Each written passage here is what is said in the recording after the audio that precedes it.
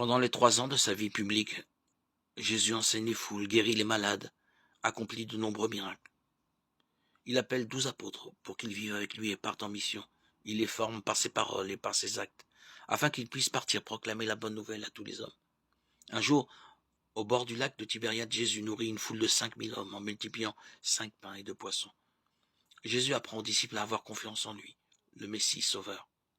Le lendemain, Jésus explique la signification profonde de ce miracle. Moi, je suis le pain de la vie. Celui qui vient à moi n'aura jamais faim. Celui qui croit en moi n'aura jamais soif. Jean 6, 35. Le seul pain qui peut vraiment rassasier les hommes, c'est Jésus. Jésus accomplira des gestes identiques lorsqu'il instituera la fraction du pain.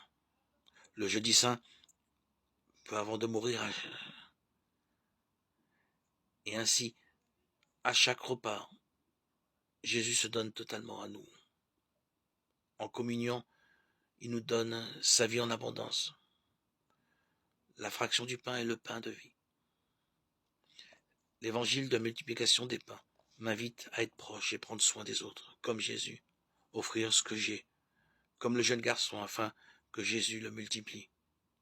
Être attentif aux dons de Dieu et le remercier. Ne pas gaspiller ces dons qui me sont confiés. Me nourrir de la parole de Dieu et du pain de vie. C'est ainsi qu'en nous laissant enseigner par les paroles et les actes de Jésus, nous pouvons croire en lui et être nourris. Chaque miracle de Jésus a une signification profonde.